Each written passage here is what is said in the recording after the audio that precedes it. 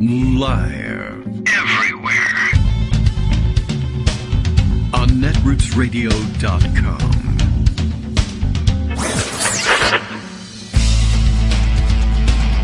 David Waldman. Kagro. In the morning. Now, here's David Waldman. Hey, good morning, everybody. It's Monday again, August 7th this time, 2023. Time for another week, another show. We're a week into August now. All sorts of things are happening. Not that I noticed any of them. Another news blackout weekend for me because I was just busy and running around and hanging out with friends. When I say busy, I don't mean like I was building Habitat for Humanity homes or anything like that. Nothing good, but it was good because I was having a good time hanging out with college friends who were in town to visit, and we topped it all off with a fantastic musical review, if you will, a cool show in a little, I don't know what, out of the way place in Rockville, Maryland, or did we decide it was really possibly North Bethesda? I don't know, but I think they list themselves as Rockville. Tiny place that I guess those of you from that area of town might recognize. What was it? Hank Deedle's Tavern. And, hey, it was pretty cool. We had a great time listening to the music, but, more to the point, winding up toward the music for the entire weekend. So I don't know if anything happened. Who knows? It wasn't that it was an entire weekend without discussion of things that are in the news. It just wasn't watching the news as it was breaking over the weekend. So, of course, as usual, even when I'm not doing anything and I'm sitting at home watching television or trying to, that's another story. All weekend, Greg Dworkin updates us on what's happened in the news, and we've grown accustomed to that because it works so well. Now, the weekend was full of grousing and sometimes outright screaming about Donald Trump. So, like I said, it wasn't entirely removed from politics.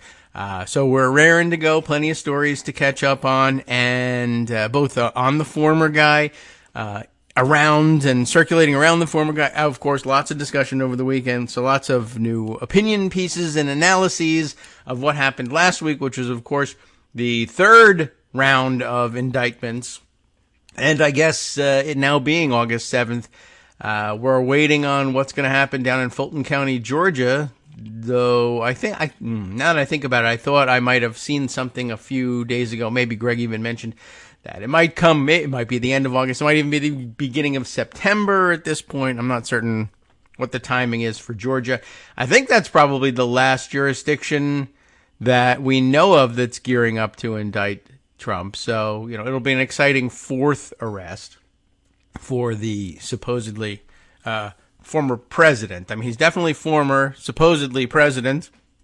So we will have that coming up, and Greg's getting ready now. Since I asked, that'll come up, and the timing will be discussed. There was also, speaking of timing, I don't know, it makes things complicated for me because I want to go and cover it and discuss it. But I'll bring this up at the very least to alert you to the fact that, I'll alert you to the fact that my dad alerted me to the fact that in yesterday's New York Times, that would be the Sunday Times that everybody reads. I don't know what it is, but I guess it's because it's used to be so big that you couldn't get out of bed. I think they threw it instead of on your doorstep. They toss it on top of you while you were in bed, and that used to be the tri-state area's pastime, I guess. If you had that kind of leisure time, was reading the Sunday New York Times in bed. Was it a Sunday piece, or did he just find it yesterday? No, I think it was an August 5th piece. So what was that? Saturday. But they probably got around to reading it on Sunday. And it was the New York Times coverage of looking back on our very own Loudoun County school board controversies. We've discussed them extensively. Combined everything. Both COVID restriction protests and anti-CRT protests, really, throwing everything at the wall, seeing what sticks. And then what made the Loudoun County combination so interesting to right-wing national news organizations was the assaults that two assaults that took place, one perpetrator in two different Loudoun County high schools, and that was the triggering mechanism for a lot of, threw a lot of doors open for confusing and conflating issues in a way that created a perfect storm, at least for Glenn Youngkin, if not national Republicans. And so my dad alerted me to the fact that he had been reading the story, and I went to check up on it. And I have this news for you. I would say it's pretty confirming of our priors on that. That is to say, the story pretty clearly laid out. Here's the story that you likely absorbed from afar because of the way Republicans reacted to what was going on in Loudoun County and how that permeated the press, or at least the right-wing press. This may be the story as you heard it, but now we've got court records and all sorts of other information coming to light, thanks to investigative reporting, etc., and interviews for the first time, sometimes with some of the players in the situation who haven't spoken to the press yet.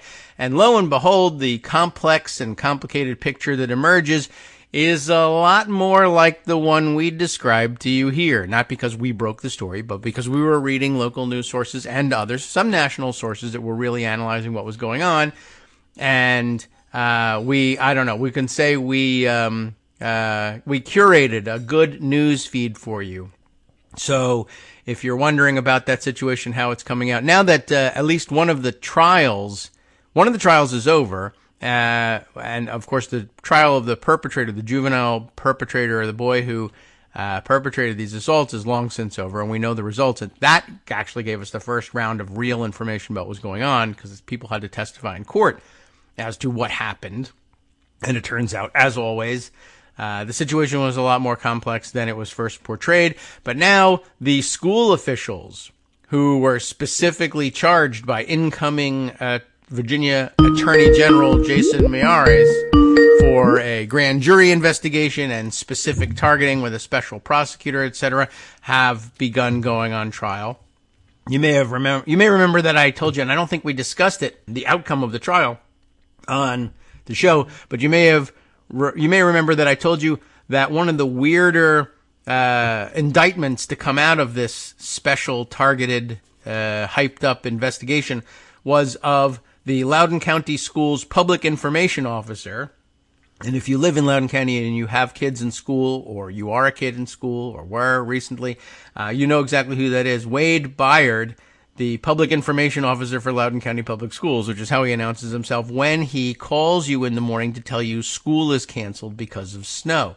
He was the most popular employee of the Loudoun County School District of anyone ever, certainly for decades that he worked there, and he was charged with, he actually faced greater felony charges than the superintendent of schools, whose trial is scheduled to begin this month, which I think is why the New York Times got around to publishing this article. So there's the news. Anyway, he went on trial, Wade Byard did, and apparently acquitted like in record time. The jury was, they went in, they ate some potato chips and came out and said not guilty. So that's the upshot of Glenn Youngkin and the National Republicans and Chris Rufo's sort of Rufo-driven pursuit of the elected officials and public officials whom they attempted to blame for the situation. The story turned out to be complicated, and when you go to court, it doesn't work out the way you tell it on Fox News, which probably brings us around to the actual headlines for the rest of the world, which Greg has,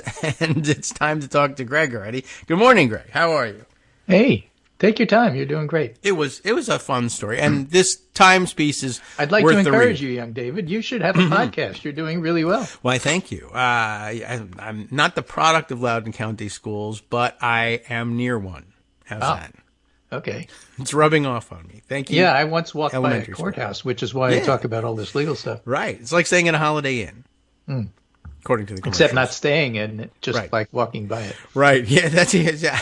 I walked by a Holiday Inn, so I absorbed some of it. Right. I got a B+ on my exam because I walked near a Holiday Inn. That might work. Yeah, that might work. Okay. So this New York, let's cover a couple of things you already talked about, and then we'll get to the stuff I made a list of. So I'm looking at this New York Times article. I don't know if that's the one you meant. Are GOP voters tiring of the war on wokeness? Oh, I haven't looked at that one. That's not the one I'm thinking of, but new polling shows national Republicans and Iowa Republican caucus goers were more interested in law and order than battling woke schools, media, and corporations.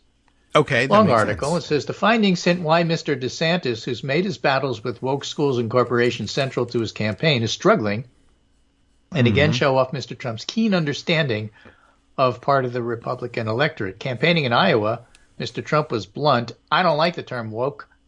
It's just a term they use. Half the people can't even define it. They don't even know what it is. Oh, that's the most sense he's ever made. Yeah, it was clearly a jab at DeSantis, but the Times poll suggests Mr. Trump may be right. Social issues like gay rights and once obscure jargon like woke may not be having the effect many Republicans had hoped. Your idea of wokeness isn't mine, said one of the people they interviewed. When presented a choice between the two hypothetical Republican candidates, only 24% of national Republican voters opted for a candidate who focuses on defeating radical woke ideology in schools, media, and culture, over a candidate who focuses on restoring law and order in our streets and at the border. So basically what the Republican electorate is telling the Times and you and me and everybody else and Ron DeSantis is, look, buddy, we hate Mexicans more than we hate gays, okay? Let's be clear about this. Well, they're consistent and something. Well, okay. I mean, look, I'm glad that didn't catch on. It has seemed weird for a long time, and I think everybody who thought that normies were going to say, I don't know what you're talking about. Well, good call. That's what's happening. Well, here's why. Around 65% said they choose the law and order candidate. They've been voting for that since Nixon. Sure. Among those 65 and older, 65 is the number. The number is 65. Often the most likely age bracket to vote. Yeah, just wait. You're going to be blindsided by the kids. Only 17% signed on to the anti-woke crusade. That's because they're not online. They don't know what you're talking about because they are not online. Those numbers were nearly identical in Iowa, where the first ballots for the Republican nominee will be cast on January 15th. So basically, what happened is Chris Rufo parlayed this thing that he did into trying to destroy the Florida education system. So you could see for him that it's something of a success, but for DeSantis, it's a loser. All right. Well, almost everything's a loser for that guy. Yeah, well, that's because he's a loser. Yeah. And so it's hard to avoid. Was it? I can't remember. I think it was Joe Trippi who reminded everybody over the weekend, it's a really hard lesson, but you can't fire the candidate. Yeah, right. True. Joe Trippi, of course, was famously a campaign mogul. Yes. Guru. Right. And did he run Ned Lamont's campaign against Joe Lieberman for Senate? I think he might have. Remember, that's a guy. I mean, he's done 1,000 different things, and he's done a lot of different things. Yeah, I wonder if we can find out. Howard Dean, but he's a pretty smart guy, and I think he's right about that. So there's nothing you can do about DeSantis. The other thing you mentioned at the top, this is an Atlanta Journal-Constitution I had set aside in case we got to it, and since you brought it up, we'll get to it. Timing of possible Trump indictment by Fulton DA still uncertain. Here's the deal. We think that since there's two grand juries, one handling regular business that meets on Mondays and Tuesdays, and one handling Trump business that meets on Thursdays and Fridays, that Thursday and Fridays are the days that that grand jury may vote to indict. Okay. Whether or not Fani Willis announces it on a Thursday or Friday remains to be seen. But there's some special rules that apply in Georgia that may not apply elsewhere. Okay. And that is that when you bring in your last witnesses, you give them 2 days notice. The witnesses? Yeah. So they tell you on Monday that you have to appear before the grand jury on Thursday. You have 2 days. Okay. Right. And the reporters in Georgia think there may be one or two people more to interview. All right. And since they haven't been notified, they're not coming on Thursday. And if they're not coming on Thursday, it's not clear that the grand jury is ready to vote to indict. So that's the thing they're watching for clues and tea leaves and, knuckle bones and entrails to try to figure out, whether the smoke is, white, black, or It's pink. amazing how deep in the weeds they're willing to get for some things, and the other things where we're like, please get into the weeds and explain this to people. Not Announcement of a potential indictment isn't expected for at least a few more days, possibly until next week, and that's because some subpoenaed witnesses have yet to receive their 48-hour notice to testify. So they've already been subpoenaed, but they haven't testified yet. Yeah, they're probably on vacation. Yeah. So anyway, so there's that. Okay. Meanwhile, Thank it's you. an appropriate thing to start with because here's today's playbook. Welcome to the courtroom campaign. Okay, sounds like the new Guns N' Roses tune. Right? Consider the last few days, Politico Playbook writes. On Thursday, Trump was arraigned. On Friday, prosecutors asked the judge to issue a protective order to safeguard evidence. On Saturday, the judge asked Trump to respond to the prosecution's motion by 5 p.m. today. Yesterday, Trump's defense lawyer, John Lauro, flooded the Sunday shows with interviews, saying he would ask for a venue change, for the judge to recuse herself. Anything else? He said that asking Mike Trump to overthrow the United States government was merely aspirational. I love that one. And Mike asking Pence to do that? Yeah. Aspirational. For who? He didn't do anything wrong. He didn't do anything illegal. It was simply an aspiration. He didn't instruct Mike Pence to overthrow the government. Aha. He merely suggested it in an aspirational way. Sure. I think he aspirated a Diet Coke and lost his mind is what happened. Okay. So Politico Playbook goes on to point out what are routine motions in other criminal cases merit wall-to-wall news coverage because like nothing else is going on. Congress is out and Biden is still just returning from vacation. By Thursday, an entire week will be burned up just on two motions, a protective order and the trial schedule, and discussion of a third, which is the recusal and change of venue. And as Kyle Cheney and Josh Gerstein note, it's highly unlikely to be granted, but the point is that's what everybody's going to be talking about. And this is just one of 7 trials. Yes. 4 criminal, 3 civil that Trump will be enmeshed in, with the lawyers being enmeshed and one being a lawyer in one and a witness in the other, and some of them representing multiple people, and their credentials will be challenged. So all people are going to be talking about is this. It's very hard to campaign when all you're talking about is court stuff. And if all you're talking about is court stuff, then how in the world is Ron DeSantis and anybody else running supposed to get some coverage? Yeah, how do you get arrested in this town? So you really have to ask that. They put it this way. If Trump is the Republican nominee, there's no persuasive case we have seen that's standing trial for falsifying business records, illegally retaining national security secrets, obstructing justice, trying to overthrow an election, and overflow the news with crap, and fighting a federal civil case for rape and defamation is a political benefit in a general election. And don't forget the New York Attorney General's civil fraud case and the under-the-radar pyramid scheme civil case that's scheduled for trial in January. And if you want a sense of how these metastasizing cases are creating new headaches, check out this piece, Every Case Everywhere All at Once, the increasingly complex multiverse of Trump's legal troubles. That's a good title. Donald Trump's expanding web of legal troubles is becoming more intertwined. Actions he takes in one case are coming back to haunt him in another case. Yeah. Potential trial schedules are conflicting. Even a lawyer representing Trump in one of his criminal indictments could be a witness against him in others. So the point is that's great that it's impossible to run a regular campaign. And so that sets up why it's so difficult for the current judge with the January 6th case in D.C. to deal with Trump going on social media and being obnoxious. Yes. So he writes, come after me and I'll go after you. All right. Awful, but a little bit too general to do anything about. That prompted the prosecutor to ask for a protective order almost immediately, like an hour after that came out. And that's why there's a hearing this afternoon. Yes. And then he made comments about Mike Pence. And here's the problem. Trump is, in fact, a candidate for the Republican nomination. He is running. Pence is one of his opponents. It's almost impossible for the judge to put a gag order on Trump saying you can't talk about witnesses when Pence is one of the witnesses. You can't tell somebody campaigning, I don't think, that you can't talk about one of your opponents. Well, you can tell them. I don't know how well it'll work, but yeah. I mean, there's other things you can do. Sure. Right? And it doesn't always have to come from the judge. For example, threatening a witness is a federal crime. Yes. And Jack Smith can book him. Yeah. Okay. Good. Why not do it? And so you have to go through these steps first and show that Trump is willing to, defy everything before you do something. Mm-hmm. But it's not all up to the judge. Somebody else suggested, which I thought was really funny and probably won't happen, is the judge could mandate by court that Trump have a psychiatric examination.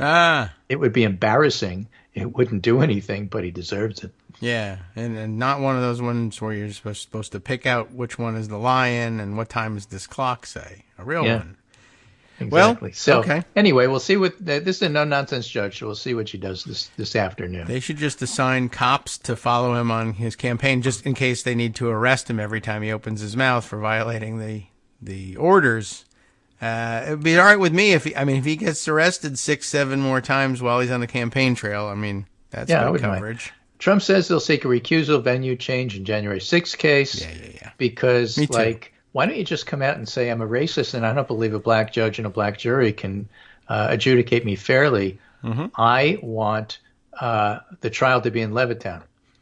All right, sure. No. It's like bedrock constitutional he actually wants thing. West Virginia, but, same thing. Yeah. He thinks that's, I don't know. I don't know why I do know why they picked that, but I also don't, because there's other places that make more sense that are actually probably closer even. But yeah, like I said, bedrock constitutional thing. The Proud Boys and everybody else who was indicted asked for venue changes, and they didn't get it. I don't see any reason why Trump's going to get it. No, I don't either. It doesn't make a great deal of sense. It's just something to put in the headlines. They did ask for it, and the newspapers wrote about the Oath Keepers asking for that, and no one cared. This is a president, so they're going to cover it differently. But like I said, it's straight out of the Constitution. You get tried where you committed the crime. Yeah. So, period. The end. End of discussion. So, and you don't threaten witnesses, and so they'll be specific about what Trump can and cannot do. Right. The other thing, of course, is he went after the prosecutor, and then he went after the judge. So, we'll see what happens with that. More crimes to try him in D.C. for. Yesterday, Politico Playbook picked up on where is Mark Meadows, the whole thing about, he's a key witness here and nobody's charging him. And he was at the center of everything. And everybody who knows him always said he wanted to be Lindsey Graham. He wanted to be at the center of everything and would do anything to be the center of everything. So the idea that, nobody knows where he is and what he's doing and what's going on with his trial makes everybody think he flipped. Yeah, that's what the scuttlebutt was over the weekend when there was discussion of the trial. And Pence basically said, I did flip. Oh, okay. I didn't do anything wrong. And, if subpoenaed, I'll be happy to, do my rule of law thing and uphold the law and tell everybody what I know. All right. Good.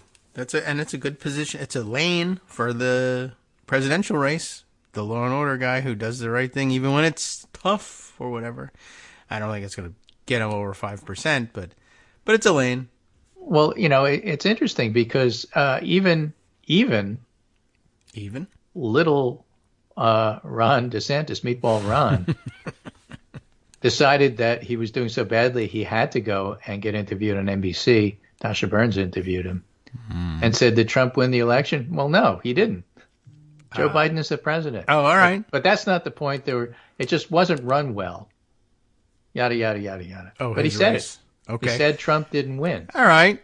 Okay, so he joins Mike Pence, Asa Hutchinson, Chris Christie, Will Hurd. List is growing. Yeah, and again, it's not going to stop Trump from getting the nomination. That's not the point. Yeah. Right? The point is a general election. That's what matters. The Republican Party's lost. You can't save the Republican Party. I'm not trying to. I don't really care if they nominate him. I expect them to. Yeah. Well, it's his party. 40% of them. The other 60% are brain dead. So, I don't care. Mm-hmm. Nominate him. And then beat him. Yeah. It'll come down to that. But okay. This is what they want to do. Right. And the difference between me and the Never Trumpers, who are our allies, is that they still, in their heart of hearts, vaguely think about trying to save the Republican Party, and they write about it from that point of view. Of course, that's wrong. Can't be saved.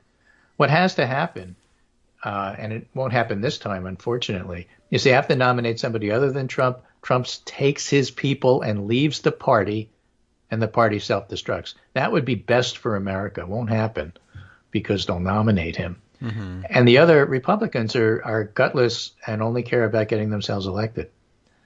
Of course, it's not just Republicans who are like that. There are some Democrats who are like that. Dean Phillips comes to mind. What? Oh, okay. Dean Phillips is a moderate Democrat in Minnesota. And Minnesota itself is an instructive story. Okay. There's a really nice piece on Slow Boring, which is Matt Iglesias' site, that he didn't write. Somebody else wrote. It's interesting. Okay. Called The Rise of the Liberal Democrat, is passing bolder policies worth holding slimmer majorities, and uses Minnesota as an example.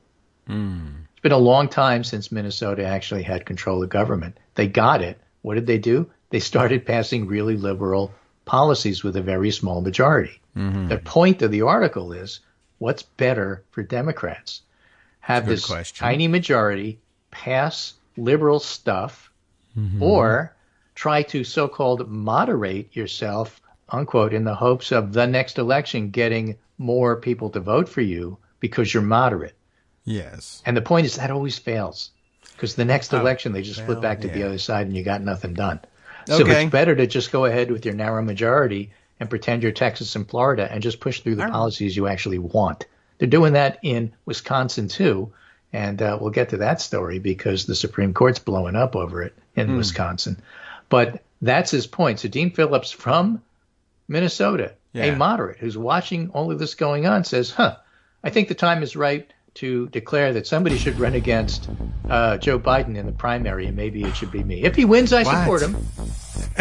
But I'm running anyway because he ought to have a challenger, because I don't really have a coherent way why. Oh, all right. I mean, you could go with the sparring partner excuse. I haven't decided, but I'm just thinking about it because maybe it'll be good for America.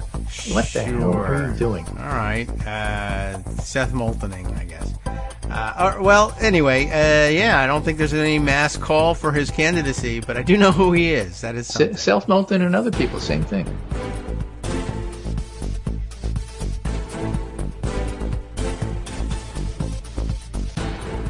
Hi, everybody. It's me, David Waldman. Yes, the same guy who interrupts you all the time. Interrupting you one more time just to tell you again, another reminder that your contributions are what keep this show on the air, and Patreon.com, Patreon.com, is still among the easiest ways to make the sustaining subscription donations that keep us afloat.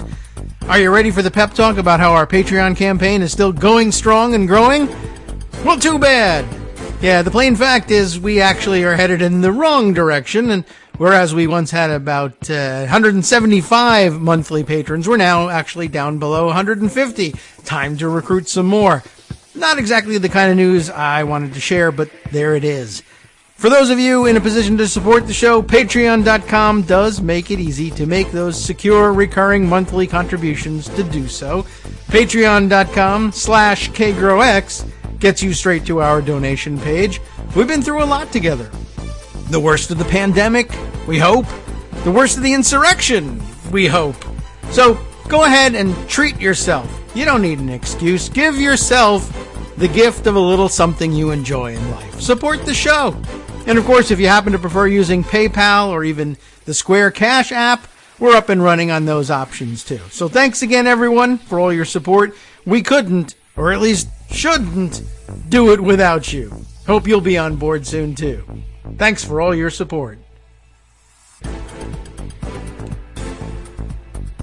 All right, welcome back now to the Kagro in the Morning Show here on Netroots Radio. So we checked over the break, and we can tell everybody we were skimming through the Joe Trippi profile on Wikipedia to see if, what was our question? Our question was whether he had managed Ned Lamont's campaign. Yeah, he's an article about Marcos Melitza's writing a book called Crashing the Gate, showing the bloggers backing Lamont. Yes. And Joe Trippi, his campaign manager, recalled Mm-hmm. Okay. So, well, that didn't work. Let's see. Who's campaign manager? Yep. Ned Lamont. Okay. Very good. We got that. And as we were exiting... No, this is reference to the Dean campaign. The technique was pioneered by the Dean campaign. Joe Trippi is campaign manager. The his there is not so clear. Okay. Well, I definitely remember I know Trippi was associated with Ned Lamont's ill-fated Senate run It makes sense. I have to check into it a little more. Yeah, I mean, it seems like it would have been. Now that you remind everybody that he managed Howard Dean's campaign, that sort of followed on the heels of, at least, the idea of, that came out of an activism spurred by the Howard Dean campaign, I think, generated a lot of excitement and turned out a lot of the people who built the Lamont campaign as well. So, but yeah, maybe it wasn't him running the show, but he's had a mixed bag of clients, to say the least. As I was checking through this, some of the names that came up, and Seth Moulton, as we were exiting. Tom Swan was Lamont's campaign manager. Oh, okay. I don't think I even know Tom Swan, but okay. He had a brief flash of notoriety around that because he had wonderful commercials. Okay, but all right. Well, I'm sure he's still out there doing something. Yeah. In any case, back to our topic. Yes. Charles Franklin, Polls and Votes, wrote, "It seems widely believed that Trump has been boosted by indictments, or at least among Republicans. My MU Law poll, yours? National, doesn't show that." Okay. With Representative Trump favorability, with Republicans. With reps. With Republicans, Trump favorability down 6 and unfavorability up 5, comparing January-July 2023 to January-July 2022. All right. With lean Republicans, his favorability is down 6 and unfavorable up 5 also. So somebody else was sort of dissecting what happened with Nixon, with his pending indictment, threatened indictment, with Watergate, as news broke. I mean, when he left office, he was 56% job approval. Yeah, well, he left. It fell. I approved of that. But, the point is, job approval doesn't necessarily reflect what happens. It was higher than that. Remember, he had won a landslide election in 72. Yes. Against George McGovern, hapless George McGovern. But the point is, everything that came out, whether it was indicting Haldeman and Ehrlichman, and then the Supreme Court decision on the tapes, each time his job approval would tick down a little bit. Can't do job approval with Trump. Trump's not the president, so you have to do favorability. And people have noted that there's weakening, but he's still winning in the Republican primary. And all of that's true. But the weakening matters because that's when it matters when it comes to the general election. Right. And if and when Trump is the nominee, whether he gives his, acceptance speech from jail or not, it'll take forever for the appeals to go through, even if he is convicted before the election. He won't be in jail, except that he might be in jail because he's violated the terms of his bail. Yes, or else he'll build a jail and put himself in it so that he can play persecuted victim. So, Trump is going to be talking about the trial all the time. It's not helping him. And all of the Republicans who sigh and roll their eyes like Ed Rollins and say, we're going to lose, they're right. Well, okay. Yeah. Well, you shouldn't be so confident because look, this is what's going on. Yeah, well, it better. I'm not saying he's a lock. I'm not saying it's guaranteed. A lot can happen. No one can say that. Economy matters, all of that stuff. Yeah. Just assume the caveats and look at the lay of the land and say, despite what the polls say, since they're always wrong this time of year relative to the election, since you all hate polls, Trump's on track to lose. Okay. Which is different than saying he's going to lose guaranteed. He is on track to lose based on what he's doing. Yes. On track to lose. He was a great painter. Or that was Toulouse-Lautrec. All right. Meanwhile, this is an interesting piece. Yes. By Jennifer Rubin. Mike Pence takes on 2 unlikely roles after Trump indictment. Okay. Former Vice President Mike Pence did not go to the FBI or the public to reveal in real time when defeated former President Donald Trump was allegedly attempting a coup. He refused to cooperate with the House January 6th committee. None of this spoke well of his character or devotion to the rule of law. However, the indictment on Tuesday of Trump on charges related to his alleged attempt to overthrow the 2020 election and Pence's reaction to it cast him in a more positive light.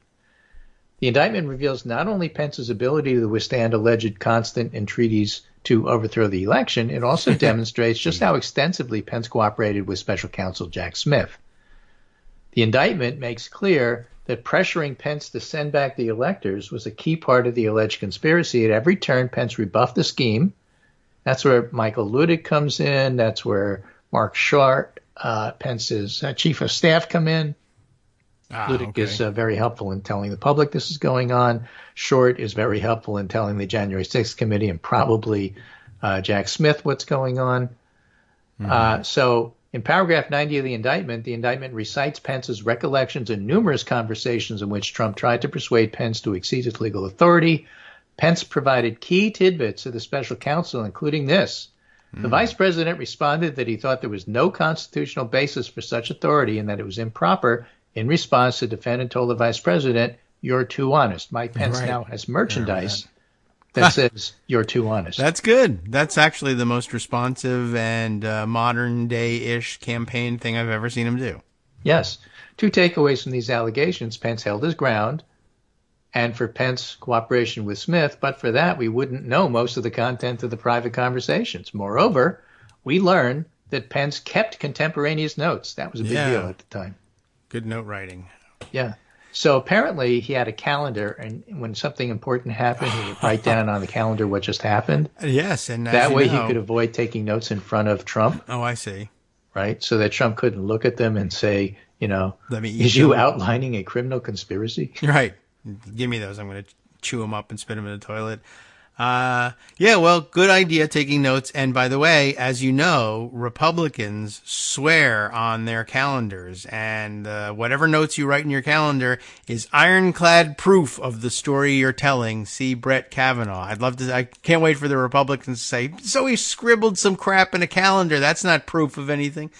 Oh, yeah, you remember Kavanaugh, don't you? In 1984, I wrote in my calendar I didn't rape anybody. All right, that's what I write in mine. Okay, cool. That's a good story. I like that. That's a good Pence one. doing well. Will Salas in the Bulwark has what we know about what Trump knew. There's no need to guess whether Trump really believed what he said about the 2020 election. Look at the record and just goes through. Trump privately admitted allegations he promoted were untrustworthy. He faulted Mike Pence for excessive honesty. We just went over that. Trump told leaders of the Department of Justice to say things he knew they didn't believe. Thank you, Jeff Clark. Trump misrepresented several conversations he had witnessed with Barr, Rosen, Donahue, and others. Richard Donahue was Assistant Attorney General. Acting. Donahue, I think, was assistant.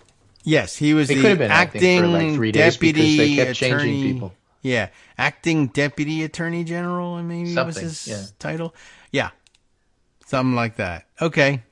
Acting, temporary, not really appointed. I'm just doing the job, attorney general. We're all acting.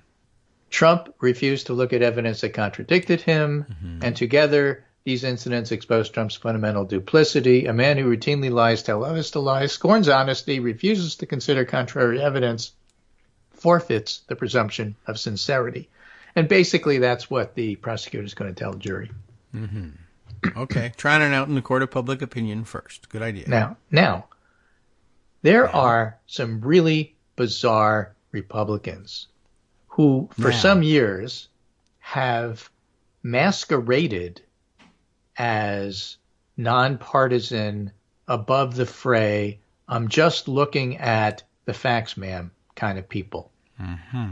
Leading the charge, for the purposes of this show, but also just because it's so clear what's going on here, is the Wisconsin Supreme Court conservative bloc. They were the majority, but after Janet Protasewicz was elected, they're now in the minority, and they're having a fit. Yes. This is Milwaukee Journal Sentinel. Rancor flares on the Wisconsin Supreme Court as its new liberal majority moves to blunt the Chief Justice's power. The Chief Justice is a conservative. Okay. 3 days after securing a new majority, remember what we just said about Minnesota and the whole idea when you're in power, use it. Yeah. 3 days after securing a new majority on the Wisconsin Supreme Court, the court's 4 liberal justices voted to limit the power of its conservative Chief Justice, a move the leader called an attempt to gut her constitutional authority by rogue justices. And what I want to bring to your attention is that once they lose power, look at the language that the conservative bloc is using, and I'll give you other examples. In response, a liberal justice pilloried the chief for litigating the issue through media releases. The justice voted Friday to change the court's rules, including the creation of a new committee composed of conservative Chief Justice Annette Ziegler, 2 justices picked by the court's majority.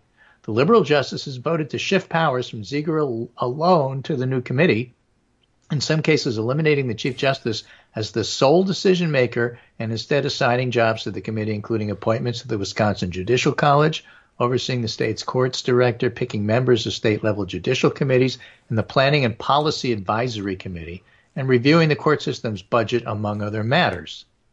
All right. Ziegler said this will have long-lasting negative effects. On what? Right. The court's internal operating procedures were first adopted in 1984, following reorganization in 78. They've been adjusted over time, but this is a dramatic change. Conservative state Supreme Court Justice Rebecca Bradley, and I have more to say about her, said this is fundamentally morally wrong. This is political hacks doing the bidding of the people who bought and paid for their elections. She's a Supreme Court justice talking about her fellow justices. That'll work. Judge, I guess. Yeah. Oh, no, the other justices, I guess. Yeah. These are not jurists. These are politicians wearing robes, actually. She said. Oh, my. What? Armando. Supreme Court Justice Rebecca Dalit, member of the court's liberal majority, didn't return a phone call from the Journal-Sentinel. In a statement, she said the court's majority voted today to advance a number of transparency and accountability measures. We've made a series of rules and operating procedures to make court decision-making more inclusive, timely, and responsive. We're committed to making all orders more readily accessible on our website. Disgusting. We voted to reopen our administrative conferences, which had been closed by the conservative majority. And we will be announcing the creation of a bipartisan task force to study the issue of recusal and present us with recommendations. Mm-hmm. Ooh, bipartisan recommendations. This is tyranny. So in a statement Friday, Ziegler said, making such changes occurs, quote, when 7 members of the court convene with an agenda prepared by the Chief Justice. The rogue justices attempt to go outside of this recognized procedure as an imposition of will and a raw exercise of overreaching power. It's illegitimate and unenforceable. Yeah, like the Philadelphia Constitutional Convention. Right. And the liberals said, it's really deeply inappropriate for the Chief Justice to continue to refuse to engage and to engage with the media. Okay. All right. Nice so fight. While all this is going on, I think I sent you a series of tweets that Rebecca Bradley said. Now, Ann Bradley's a liberal, no relation. Rebecca Bradley's a conservative. They both serve on this court. Oh, fun. Okay. Rebecca Bradley tweets, Ann Bradley and her cabal of extreme leftists, Rebecca Dalit, Jill Karofsky, and Janet Protasewicz, met in secret without their colleagues to usurp the power of the people and that they gave to the Chief Justice. They have no respect for the people they're supposed to serve. Behind closed doors, 4 rogue justices violated court tradition and procedure to rewrite the rules justice followed for decades. When Rebecca Dalit called the rule of law garbage, she meant it.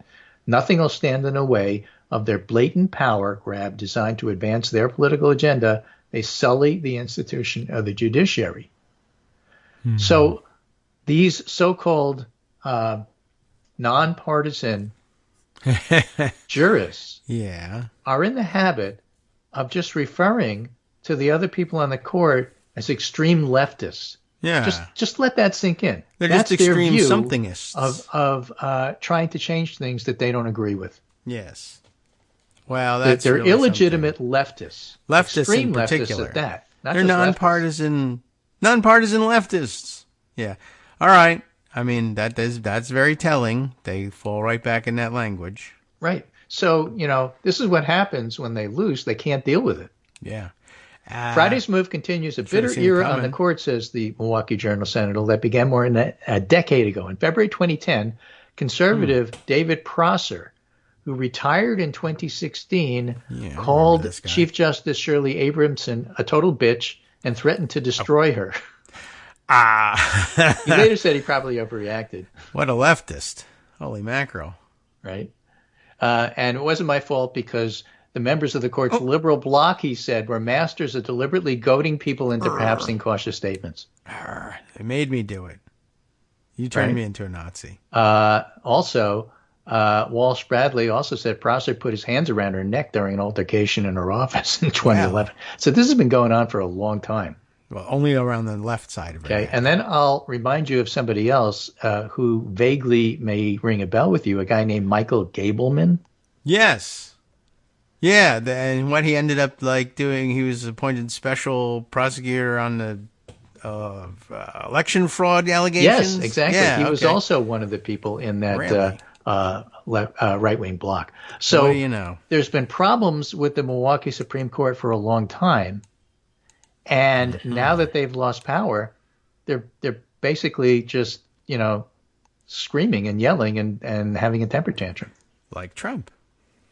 So it's quite interesting, and a lot of this stuff that they did is going to be overturned. They know it, and they're really frustrated, and too bad for them. Yeah, and that they couldn't see it coming, since Wisconsin, prior to all of this excitement, was also most famous for having a Democrat win the governorship and the Republican legislature immediately moving to strip all power from him. And then when Democrats, nonpartisan leftist radicals win the majority on the court, they immediately make the same move, just like the article at Matt Iglesias' place that he didn't write said. If I have it right. Just amazing stuff going on there. But again, that reemphasizes the point I was making from the slow boring article. Yes, that's the one. When you are in power, even if you have a very slim majority, act. Yeah. Don't wait for, let's let it be, 4-3. Let it be 5-2. Yeah. No. Let it be 6-1. Let it be unanimous, and then we could, do it now, because the next election you may lose. Yes. And it's not inconsequential that there are people who saw you win, who participated in the win, who gave their all for the win, and this is what they wanted you to do. And they also wanted you to look at the gerrymandering going on, and they want you to look to see whether or not abortion should be enshrined. So a whole bunch of stuff going on here. Do it. Act on those things. And then that's the lesson to be learned. The people who put themselves out there and joined the campaign will tell their friends, hey, it really worked. You should come too. Yep. All right. Awesome. I like it. And it's exciting stories from the Wisconsin Supreme Court, like a dime novel. Right. So Leah Littman, who's a professor at UMich Law, Michigan, Wisconsin. This is a constitutional law, I guess. When they say con law, they don't mean conservative law. Right. We're talking about the cons that conservatives pull on people. Right. Leah Littman writes, the GOP conservative justices in the Wisconsin Supreme Court are having a normal one, handling it very well. That they're in the minority now. Yeah. Well, all right. That's pretty kooky. Yeah. So as many of the commenters said, basically what they're saying is that everything we do is righteous, but when other people do it, it's outrageous. That sounds familiar. Yeah, doesn't it? It's called gimmitarianism, among other things. But right. Yeah. Okay. Meanwhile, you know what else is going on here? Strong economy. Oh, all right. This is in Bloomberg this morning. They're the ones who tell you about the economy. You have to listen. The U.S. economy is great. Stop worrying about it. There's always the possibility that an expansion could turn into a recession, but strong growth is not by itself cause for concern. Stop it. All right. U.S. economy is going great. Here's why that's a problem for shut up. Yeah. Just shut up. The fundamentals are sound. Yes. Says John McCain. Okay. Awesome. I like that. That's good news. Mm-hmm. Plus, it's very good news. It's nice to be able to stop worrying about that, or at least put it aside for a moment. Yeah, it seems fine. Okay. Any other, any other craziness that's on our radar? Because otherwise we just have to make things up for a while. Let's see. What else is going on here that's crazy? To look around? No, I have stuff, but that's the stuff that was really at the top of my list here. I think the major thing today is going to be to step back and wait till 5 o'clock and see what the judge does. You mean Trump's with DC Trump's judge? orders there? All right, yeah, we'll have to. I know what I wanted to talk about. Yes, all right then. Ohio. Oh, Oh, Ohio. There's a big, important election tomorrow. We're finally here. Yes. Well, it's a pre-election to the election. Sort of, yes. This is the special election, the one of the type that Republicans said should no longer be allowed by law, except for this one because they think they can win it. There's, in November, going to be a referendum on placing something in the Constitution enshrining abortion rights in Ohio. Yes. It looked like it was going to win. Yeah. And probably will win. But win means 51%. 50.0 this is the world. Whatever. More than 50%. 50 plus 1. In the world at large. So the Republicans saw that and said, oh, my God, we can't have that. Right. It's got 53, 54, 55% support. We're going to pass a new rule now in sleepy summer when nobody shows up because, like, how often have they said that regarding abortion-related issues? Right. And everybody shows up. We're going to put something that's going to change the rules that say if you want to add something to the Constitution, you have to have 60% support. Yes. That's what's on the ballot tomorrow. Yep. Out of nowhere. It's tomorrow. It's come. It's time. Yes. So come out and vote no. So vote no and keep it the way it is, and then come out in November and vote yes. How do you like that, though? Yeah, we want to change the rules of what it means to win from the most votes to you got to have 60. Don't turn the House and say, what, you think you're the Milwaukee Supreme Court? What are you doing here? Nice move. Don't turn the Senate into the House, and don't turn the rest of America into the Senate. Or and Florida. something, or Florida, right? Make America Florida. Make America the Florida State Senate. I don't know exactly what's happening here. But, yeah, that's amazing. Redefining what it means to win anything. What else did reminded me of the Senate? Oh, right. You were talking about how long things are going to take to play out all the stupid motions in the Trump case. And it's like, well, you're seeing it's like turning the courts into the Senate. You filibuster by making motions about everything. We think this trial should take place on Mars. We want a judge that's a dolphin. We want, the whole place should be covered in avocados. I don't know. What? We had a president who's a dolphin. Yes. Is he a dolphin? Yeah. Watch him flip. Oh. Watch him flip. Nobody cares. I was thinking manatee, really. But... outside the rules. Yeah. Man, okay. And... what else? I don't know. Now, and I was reminded that who I was thinking of when you were talking about Mark Meadows disappearing and maybe flipping. I was thinking of that movie, A Few Good Men. Like Mark, I'm now going to call him Mark Markinson Meadows, Lieutenant Colonel Markinson. You remember that's the guy who flips on the power structure at Guantanamo and goes into hiding. And gives all the evidence away, but then he tragically kills himself. So, dressed in his dress blues. Yeah, exactly. So, well, we don't need the end of that coming back to haunt us. But I don't know. The fact is, they seem Wisconsin similar. Supreme Court can't handle the truth. You have an interesting piece that Grace Panetta had published about Ohio that I had missed. That's in Daily Kos today. Oh, all right. This little nugget in January. Ohio Republicans had eliminated states' August special elections because it was high cost, low turnout. Yes. Then in May, they put it back. Right. Because they found they could only. win it. Or they thought they could win it. Yeah. Yes. You're right. That was one of the most outrageous aspects of it. It was their idea to outlaw all future August special elections. And then somebody said, well, what if we did this one where there's only one issue, and it's, do we raise the threshold for passing the constitutional amendment to 60% so that they can't win in November? When should we do it? August. But it's against the law. Well, against the law it one more time, and then we'll do it. After that, then we'll go back to the ban. It was amazing. One of the most entertaining, if not infuriating, aspects of the whole thing. It'll be entertaining if they lose. Yes, right. I guess it'll be infuriating if they don't lose. Yes. So go make them lose. It will only take, look, this is your last chance to beat them with 50%. So go do it and be done with it. And then if you can get that done, then it's fine to vote 59% in November to enshrine abortion protections in the state constitution. Although, some people will say, well, we should get over 60% just to prove that they were going to be wrong the whole time. But maybe it's more ironic if you beat them in August and then say, you know what, 59.9%.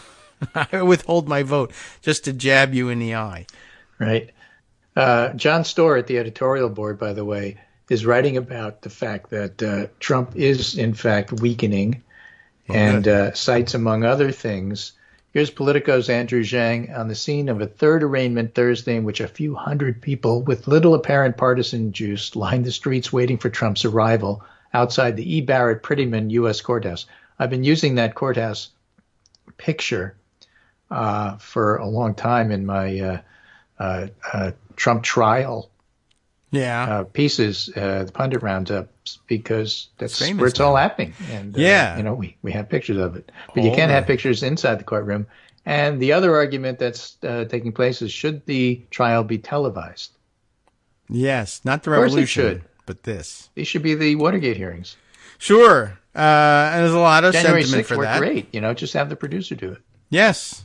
There's a lot of sentiment for that. People will want to hear the evidence. People want to just see that it's going on. It's weird and strange that courts still prohibit this in the large part. But if you can see O.J. Simpson on trial, you should be able to see the president. Or exactly former president right. And so Storr makes the same points I've been making in these two tweets. I don't want to make too much of it, but the pattern in which the weaker Trump is, the weaker he gets, has relevance beyond law enforcement. It tells us about his status going into the next election. Right now, Trump's the front runner, but the more times he's indicted, the more times he's arraigned, the more times his strength seems to take a hit. That's true. Well, good. It does. Even the fundraising doesn't really work anymore. Yeah, exactly. So it's an accumulation of things. Now, the Lindsey Grahams of the world are panicking because this is happening. So he's on TV all weekend, railing against the judge and the jury and D.C. and venue changes and all of that. And, it's going to be really, interesting. And I think probably one of the most fun parts about this, sure, I want to see Trump get indicted and convicted, but I want to see his enablers sweat and hang in the wind and twist. All right. Yeah, I'm for that. And I also would like to see Trump in court in Hannibal Lecter gear. Just if they could do that. Bound and gagged, you mean? Yeah, right. And strapped to the board, a thing over his face. Yeah, but really, honestly, I'll just settle for something over his face. We'll be fine. It doesn't have to be restrictive. Just pixelate the face or something on television. All right. Well, thank you, Greg. We've crammed a lot in there, and we'll get a chance to cram some more on Wednesday. All eyes on Trump tonight. All eyes in Ohio tomorrow night. Yeah. Okay, that's the schedule. Keep it in mind. If you're in Ohio, by all means, if you haven't voted yet, I don't know if there was early voting or not. There was, and the lines were around the block. Friday night. Awesome. Okay, well, that's the best indicator you can get. Go cast those ballots. Yep. All right, welcome back now to the Kagro in the Morning Show here on Netroots Radio. It occurs to me I have forgotten to check in on all my various social media inputs, et cetera, so I better check in on what's going on and then ignore it all and bring you exactly what I intended to bring you from the beginning, I guess. And let's see. Oh, we do have this question. Ricky has asked us, and she always has these questions. I don't know. I think she has a thing about being Canadian and keeps thinking that her questions about American politics might be dumb questions, but they're not. Or possibly we're all dumber than Canadians. So by comparison, the question is, well, anyway, it's right on point. It's hard to know. Lots of Americans are thinking the same thing. It has nothing to do with Canadian-isms. But asking this may be a dumb question, but with all the information coming out on the indictments, when Trump finally goes to trial, how is he going to have an untainted jury? And, of course, there's no such thing as an untainted American now that Donald Trump has been president. And we're all tainted Americans at this point. And I guess there's really nothing. I don't know. I was assuming something that isn't here. This has nothing to do with being Canadian at this point, because you have the same system, generally speaking, in terms of jury selection and having trial by jury, etc. In fact, we stole it from your system, not the Canadian system, but the English system, British system. But anyway, Yeah, it's not going to be possible if you define jury taint by have you ever heard of this guy and do you have an opinion of him? I mean, this is one of the difficulties you're going to have to deal with. They're going to have to basically put the question to them. Well, I mean, I guess it resolves itself, right? Like ordinarily, if you're putting somebody on trial, just some anonymous person, there's a criminal trial going on, or even, swearing in a jury for a civil trial, it doesn't really matter for these purposes. But if they're looking for an untainted jury pool, it makes sense to ask the jury pool, have you ever heard of the defendant? If he's just a run-of-the-mill defendant, chances are they have not, but if they have, it's because they've been reading news coverage of the crime. This, as they say in my cousin video, this heinous crime. But the amount of the typical jury pool who will be able to answer the question, yes, I've heard of the defendant, is usually minuscule. So it's fair game at that point to dismiss that juror. Somebody will use it, a preemptive strike, anything like that, or, whatever. They could get a ruling from the judge that will just weed that out, for the benefit of both sides, and nobody counts their strikes that way.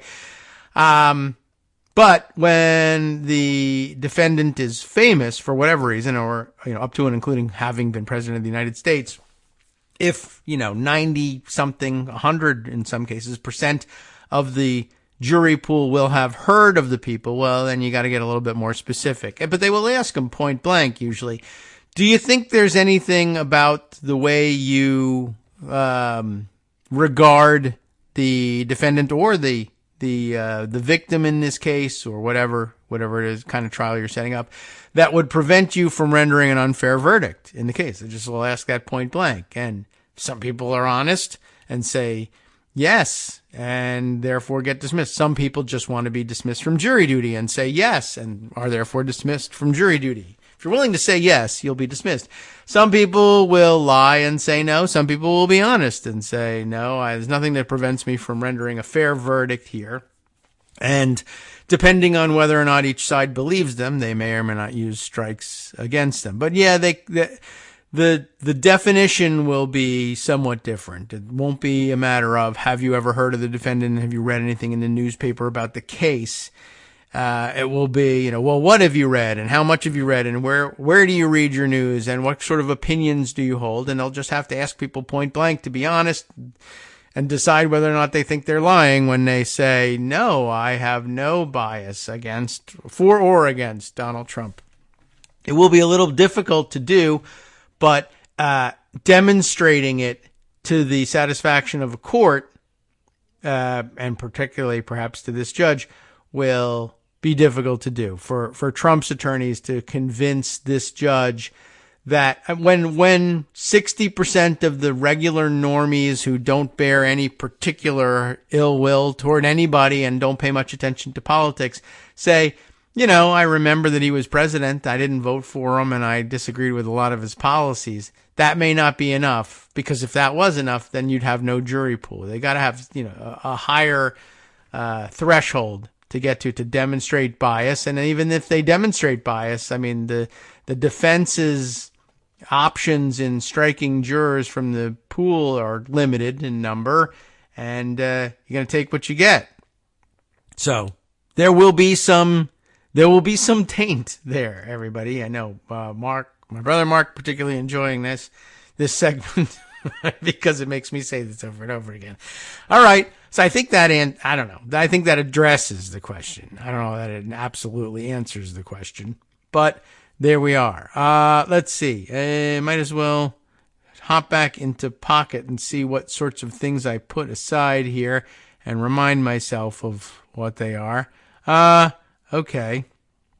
Let's see. I think here I may have had a user comment that came in through the Daily Coast posts, announcing the opening of the show or summarizing the show each day.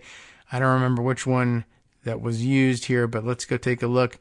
The comment from Salig, who has this to say. I guess this was a comment to Scott's summary from the Friday show.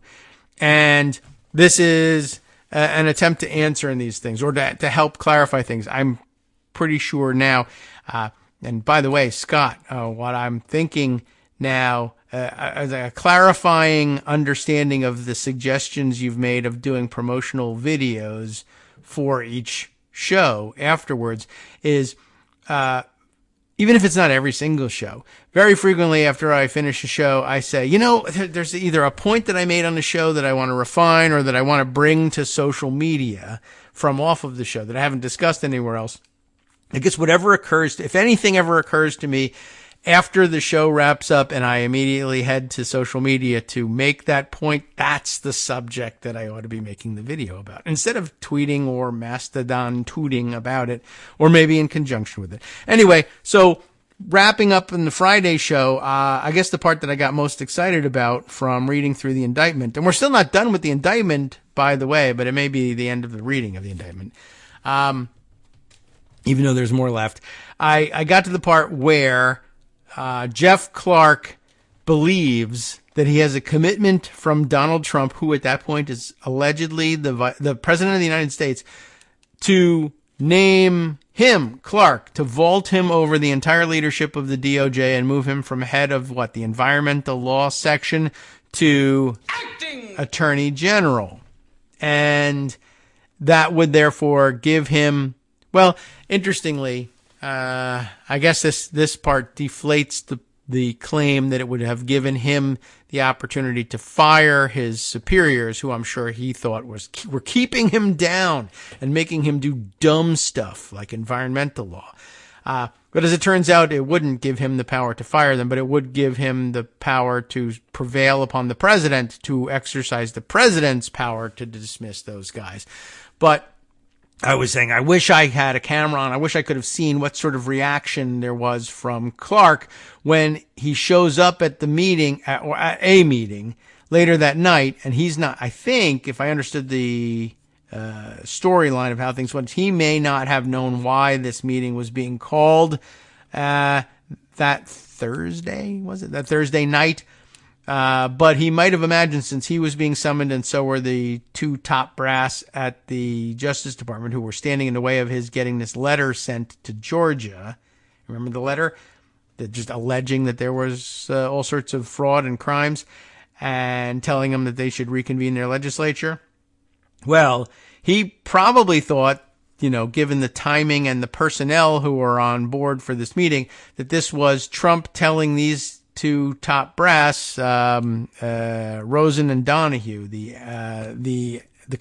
then acting attorney general and the then acting deputy attorney general, that they were out and that the environmental law guy was going to be promoted over them. But then it turns out that in this meeting, Trump is persuaded by Rosen and Donahue not to replace them, not to fire them and replace them with Clark, and that Clark actually is probably the one in danger of being fired, and he didn't know it, and he was blindsided by it. And so Salig here offers us this from NPR's transcription of the January 6th committee hearing with the various DOJ officials, including Richard Donahue, for instance, from June 23rd of last year. And this snippet involves this discussion statements from Richard Donahue. Remember, he was, during the January 6th period, the guy who was then acting deputy attorney general. He says, this is the transcription. Richard Donahue says he did. I don't know what he did or who did. When we finally got to the I would say the last 15 minutes of the meeting, the president's decision was apparent. He announced it. Jeff Clark tried to scrape his way back. So the decision that's being announced here is, I'm not firing Rosen and Donahue, and I'm not making Jeff Clark acting deputy, or I'm not sorry, not deputy, but acting attorney general. It's not going to happen. And Clark is, at that point, blindsided. He thought he was about to be AG.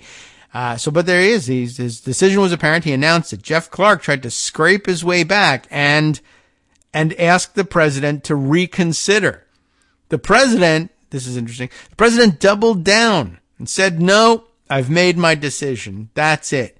We're not going to do it. And then but what was the amazing part? And I thought, oh my God, I'd love to have seen Clark's face at that point. But it does get worse. It says, Donahue says, and then he, the president, turned to me and said, so what happens to him now? Meaning Mr. Clark. It's unclear. And so Donahue goes on, and he understood that Mr. Clark reported to me. And I didn't initially understand the question. I said, Mr. President? And he said, are you going to fire him? And I said, I don't have the authority to fire him. He's a Senate-confirmed assistant attorney general. And he said, well, who has the authority to fire him? I mean, imagine that you're Clark. One, you're told you're not getting the job. The two people who you think are anti-Trumpers who are keeping you down are also not losing their jobs. Not just that you're not getting it, they're keeping their jobs. They keep the one you wanted. And then on top of that, so he says, no, and I'm not, well, please reconsider. No, I'm not going to do it. I've made my decision. That's it. Damn, what the hell's going on? I've lost his confidence here.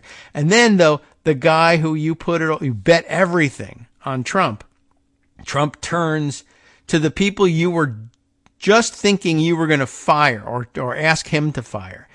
And he says to them, what happens to this guy? You going to fire him or what? They're like, don't give him any ideas to fire me.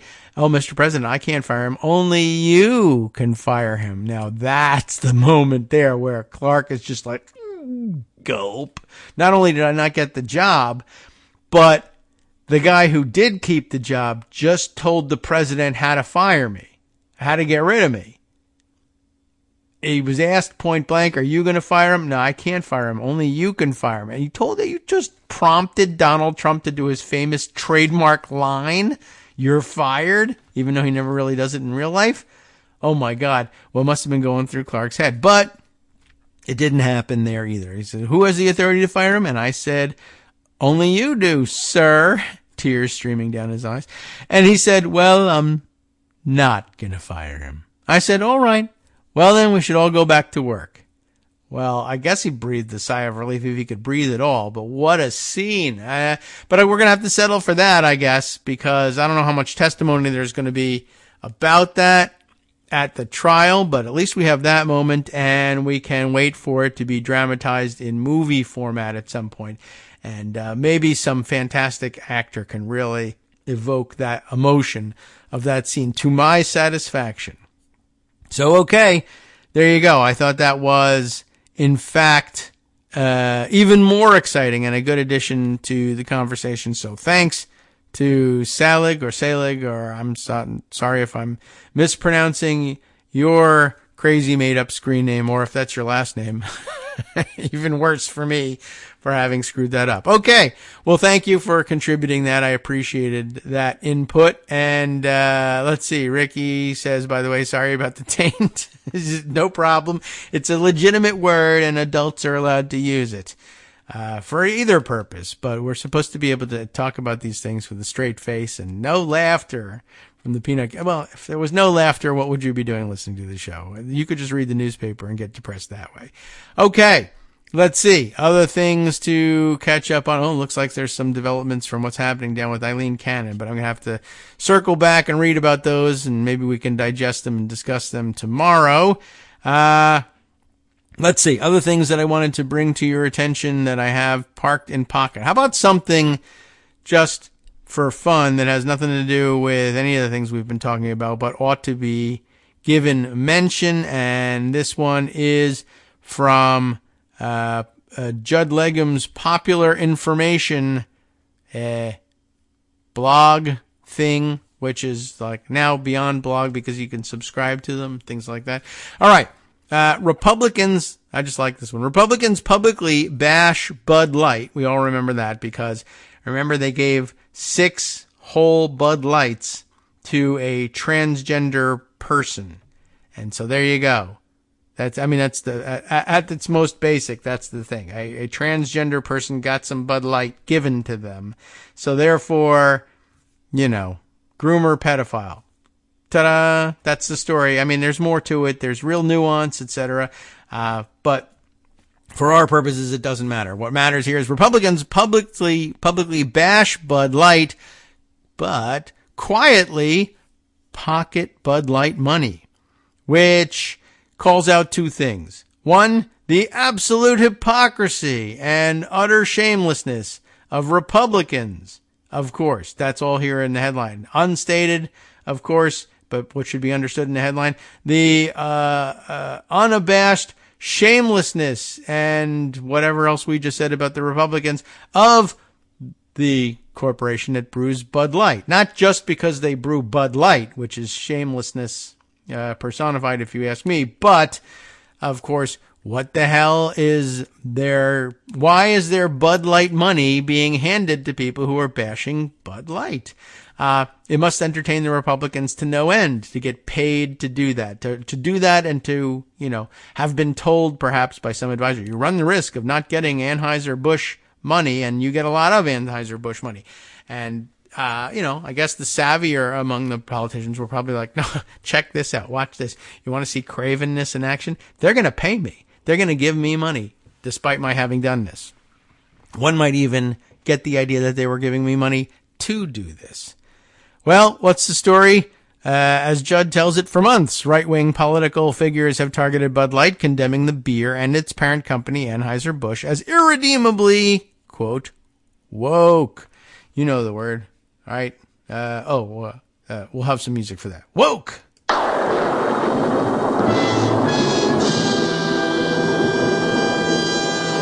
Yikes, right? The problem for Bud Light started earlier this year, and here's the nuance of it, if you consider this to be nuance at all. When Bud Light sent trans influencer Dylan Mulvaney a custom 6-pack of beer featuring her face. Wow. I mean, that must have cost him $6 to $10. On April 1st, Mulvaney, who has more than 10 million followers on TikTok, used the cans to promote Bud Light in a video. That's the tacit arrangement of being an influencer. You put together 10 million viewers by hook or by crook, and then people will do things like that. If we send you some sort of special product, you'll hold it up on camera and talk about it, and then millions of 12-year-olds who watch TikTok will buy Bud Light. I don't know. I guess it's supposed to work out. For some, Bud Light's short-lived partnership with Mulvaney was an irredeemable sin and revealed that the company was trying to radically alter the country. Of course, guess who those would be? Conservative personalities Charlie Kirk and Matt Walsh declared it was time to, quote, put Budweiser out of business, unquote. Town Hall columnist Derek Hunter, never heard of him, tweeted, Bud Light, the groomer of beers. Another right-wing pundit, Aaron McIntyre, no idea, called Mulvaney mentally ill and said Budweiser desecrated its can by including her image. Desecrate your can, buddy. Anyway, by the way, the Bud Light can is, I don't know, not really something I would think of as being desecrated or able to be desecrated. It's not like such an iconic can. Not like the Bud, the regular Bud. That's an icon, but still. Desecration, not the word. Anyway, soon powerful Republican elected officials hopped on the anti-Bud Light bandwagon. On April 24th, Iowa Governor Kim Reynolds, Republican obviously, who also serves as chair of the Republican Governors Association, tweeted that Anheuser-Busch is a, quote, woke corporation. And of course, we have to do the music now and set that precedent. They're a woke corporation trying to change who we are. That's capitalized, we, So how dare you? Anyway, she promoted a Real Women of Politics beer koozie that would support another RGA member, Arkansas Governor Sarah Huckabee Sanders. Yuck.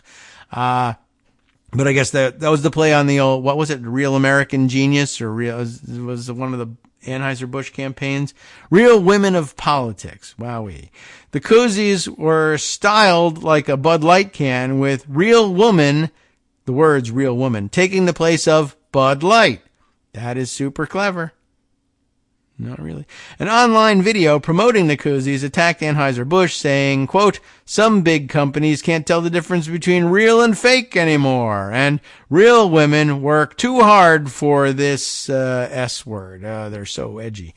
Anyway, you could buy 2 anti-Bud Light koozies featuring Reynolds' image for $15, and I can't imagine paying any money for her image ever for any reason, because who cares about her? But, aren't many images of people that I would be paying $15 for, or any that I can think of. So there you go. The real woman. Yeah.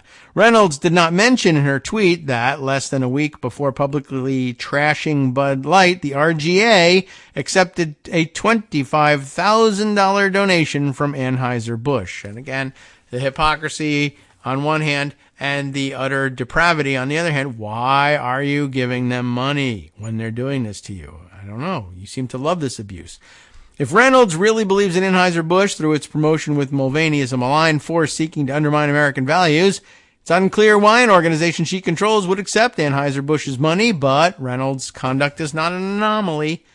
Did you hear what those words were? Not an anomaly.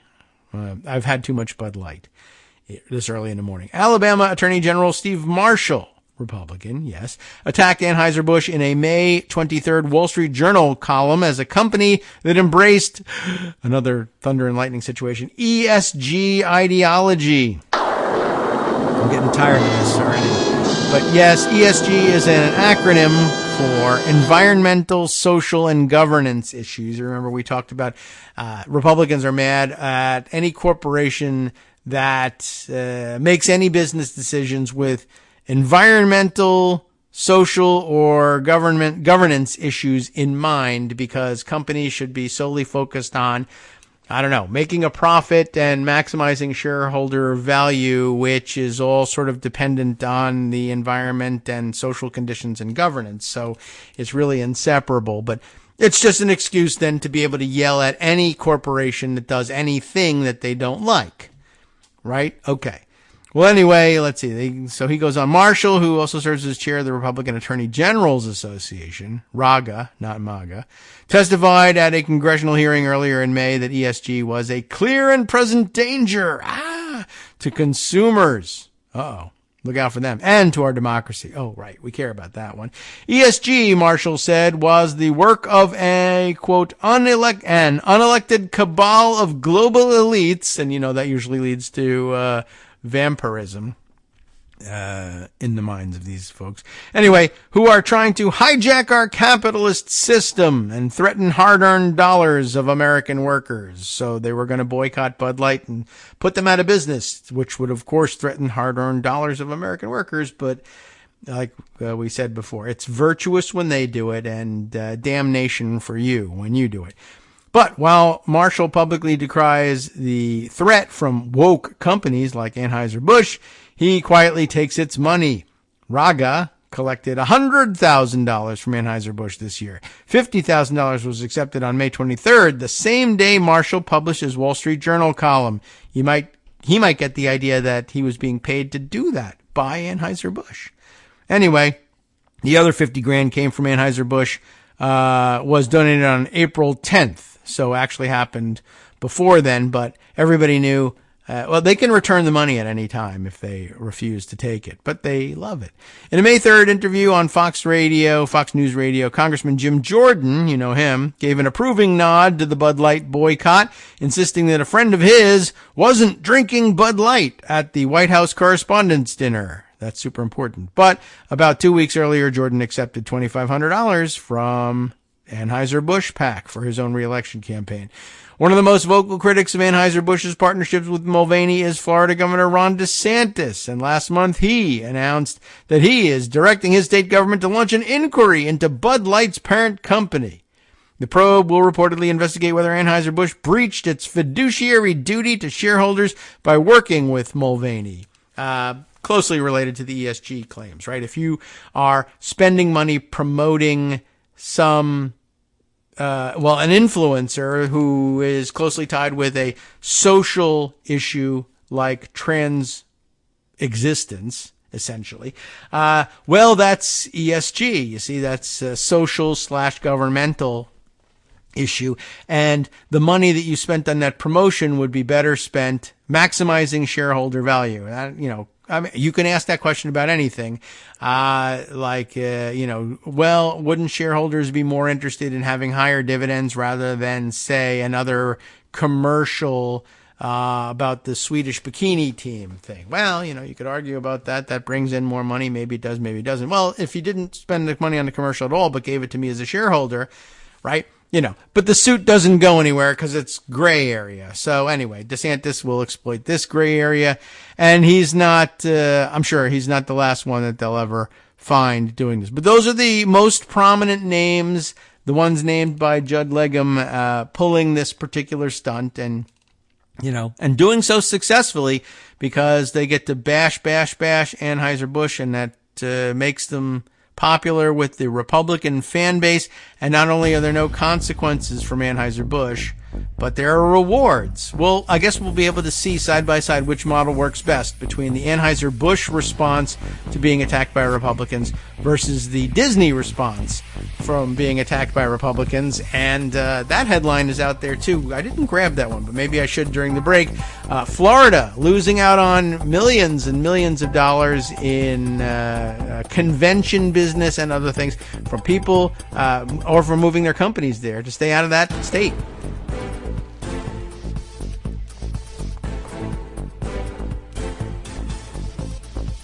Hi, I'm Scott Anderson, the guy that writes the daily summary for this show, Kagro in the Morning. Thank you to everyone that supports this show. Many of you send donations through PayPal, Patreon, Square Cash, Radio Public, and so on. Some of you write your own essays and send them in, or read articles with your own commentary. We appreciate it. Now, some of you are listening to this and thinking, I'd like to help, but isn't there something I could do that wouldn't require money or effort?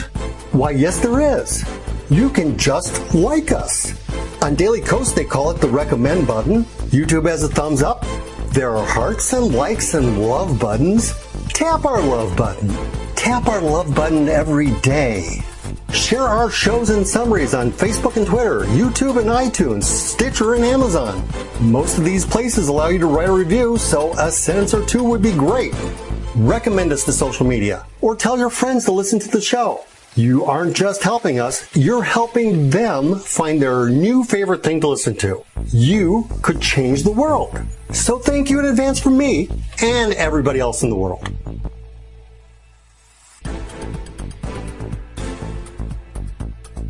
All right, welcome back now to the Kagro in the Morning Show here on Roots Radio. I think we wandered straight into the break, just shouting about Florida. But yeah, that too, another article. I will include it in the roundup, although I don't know how much I'll read from it at the moment. But yes, do I have this piece? Yeah, from CNN Business. DeSantis's anti-woke bills are costing Florida millions of dollars in business, says Alicia Wallace of CNN, and the basic gist of it is that a new slew of bills signed into law by DeSantis has draped the Sunshine State in controversy, spurring protests, lawsuits, and travel advisories, warning that the state is openly hostile toward people of color, immigrants, women, and LGBTQ plus community members. The fallout is starting to spread to a key economic artery for an income tax-free state, heavily reliant upon tourism taxes, Florida's convention business. In recent weeks, at least a dozen organizations have announced plans to either cancel or relocate their upcoming conferences scheduled to take place in Florida, making a statement by having their thousands of attendees and millions of dollars flow into other states deemed safer and more welcoming. But it does illustrate where that gray area is and where the blurry line falls, that DeSantis is considering suing Anheuser-Busch about, for instance. Well, you're not maximizing shareholder value. You're engaging in ESG style corporate governance, and there should be a derivative lawsuit from the shareholders seeking that money back that you spent promoting your product with trans community members. that sort of thing. Well, it's close to the line. It's a business decision. And usually in the end, the business decision doctrine shields the corporation. It's a double-edged sword. So it can shield them from liability from real scams, and including like lifestyle scams from the CEOs who do things like, well, it's really important to our brand that our CEO have a private jet and be seen jet setting around the world. Well, he's got to be, his time is so valuable that even when he goes on vacation, it's important to shave an hour or two off here, because then he can go to meetings and make strategic business decisions that make investors lots of money and then go to Jackson Hole. So, anyway, so sometimes it shields some good things, sometimes some bad things. In this case, the idea that the protesters of Anheuser-Busch on the right would be able to demonstrate that there would be appreciably more money made by investors had the advertising dollars, the $10 that it took to make the special cans, been spent elsewhere or something. No, they're never going to be able to prove that. But similarly, if he were to sue these corporations who are moving their conventions from out of Florida and saying, you're making that on an ESG basis, and that's prohibited in my view, they could just say, oh, it's not about influencing your governance or punishing you or protesting your anti-LGBTQ stances, for instance. It's our attendees don't want to go to our convention. We make money on this convention, or it's important for our business, or it's important for something, or whatever it is, whether it's our employees, our attendees, the people we want to do business with. They don't want to meet us there. They want to meet us here where they feel safer. It's not a matter of us trying to influence your policy. It's a matter of us trying to meet our customers where they're willing to live. That's not prosecutable. And, that's the sort of, hair splitting that they would have to be doing if they ever went forward with the stupid threat that DeSantis is threatening Anheuser-Busch with, for instance. Okay. So there you have it. Just wanted to put that on the radar. There's about 10,000 things that haven't gotten on the radar that I really need to put there, but we'll see whether we can do that for the rest of the week. Today, by all rights, I should be returning to finishing up the reading of the indictment, but I'm not feeling it at the moment. What I am feeling instead is bringing you that article that I discussed with you about Loudoun County School Board and all the controversies there, although it does say it is an awfully long read, and who knows whether we'll get through it in this segment. But I wanted to run through it with you anyway. So New York Times Magazine, which is a Sunday publication, although I guess, I don't know, maybe they print it on Saturday and they put it in the Sunday paper. That's my confusion. Here's the title: How a Sexual Assault in a School Bathroom. I have put the emphasis in wrong. How a sexual assault in a school bathroom became a political weapon. Weaponization. Who accuses who of what now? Okay. It was an explosive claim that a Virginia school district covered up a crime in order to protect transgender rights. But was it true? Spoiler, no. Not the way they put it. No. But there's nuance. Charles Homans describes all of it, and he begins this way, and I better get started. For months, a sort of aerosolized fury had hung over the Loudoun County School District. There were fights over COVID closures and mask mandates, over racial equality, or equity rather, programs, over library books. Now, in the weeks before the school board's meeting on June 22nd, 2021, attention had shifted to a new proposal, Policy 8040.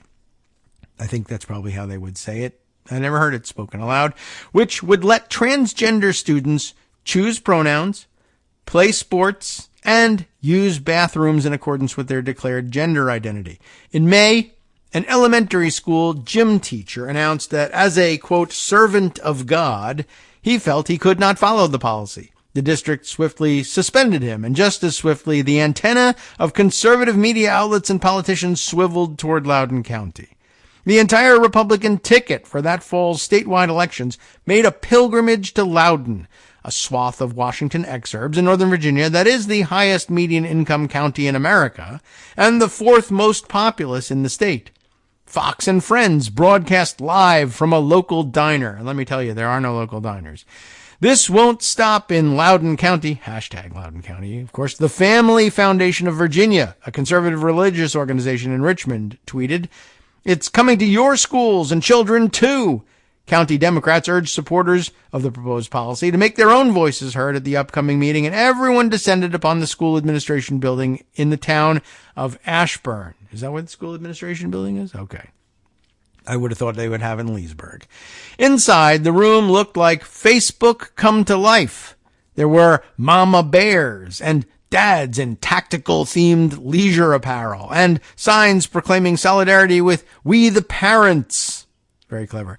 There were rainbow flag face masks and Black Lives Matter t-shirts and buttons affirming the many other tenets of yard sign liberalism. It was rare that the warring ideological tribes of suburbia actually met each other in an offline field of battle, and TV crews were on hand to document the occasion. That meeting, Beth Bartz, a member of the school board at the time, later recalled, just went to hell. During the public comment period, a Republican former state legislator accused the board of, quote, teaching children to hate others because of their skin color and forcing them to lie about other kids' gender. When the crowd, which had been warned against disruption, cheered, the board voted to end public comment. The crowd booed loudly. A man in the third row stood and extended both middle fingers at the board members, who were hastily ushered into a secure back room. Scanning the scene for signs of trouble, a sheriff's deputy named Timothy Iverson saw a middle-aged man in a plumbing company t-shirt arguing over a row of chairs with a woman wearing a top emblazoned with a rainbow heart. "You're a bitch," the man said, clenching his fist. Iverson grabbed him by the arm, but he resisted. You're not supposed to resist, right? That's what the guys usually say. Another deputy rushed in, and the two officers tackled the man, crashing through chairs. The second deputy punched him several times. A third knelt on his back, not his neck. Pinned beneath the deputies, the man screamed, nonetheless, that he couldn't breathe. And you're supposed to take that seriously. His mouth was smeared with blood. The man's wife stood nearby. "My child was raped at school," she shouted, "and this is what happens." Well, those two things happened, but that's not why. After the deputies arrested the man and loaded him into their van, his wife explained the situation. Their names were Scott and Jessica Smith, and they owned a small plumbing business in Leesburg. Not like, what's his name? The plumber. What's that guy's name again? All right. Well, anyway, who cares? But he didn't own a plumbing company, or at least not by the time he was famous. Anyway, they really did. They owned a small plumbing business or owned one in Leesburg, a nearby town. It's the county capital, not just a nearby town. Anyway, weeks earlier, their 15-year-old daughter was sexually assaulted by a boy in a girl's bathroom at her high school in Ashburn. The boy was wearing a skirt. And you remember the story, and now you know exactly how that got inflamed into everything. But hold on. Now, I should warn you, the first half of this article is pretty much a recounting of what narrative really, well, the one that got through to most people in most places, but was only part of the story. But just to refresh your memory, I wasn't even concerned about the fact that it was a boy wearing a skirt in the girl's bathroom at the time, Scott Smith later told me. I'm focused on the fact that my daughter just got raped, of course. On the day of the assault, he went to the school and erupted at the principal. A sheriff's deputy assigned as the school resource officer escorted him out of the building. After that, Smith found himself subject to what seemed to be a series of escalating affronts. When the Loudoun County Public Schools sent an email later that day to Stonebridge families to inform them of the incident there at Stonebridge High School, it was about Smith's outburst and made no mention of a sexual assault. These were all things very very much hyped by the right-wing media machine, too.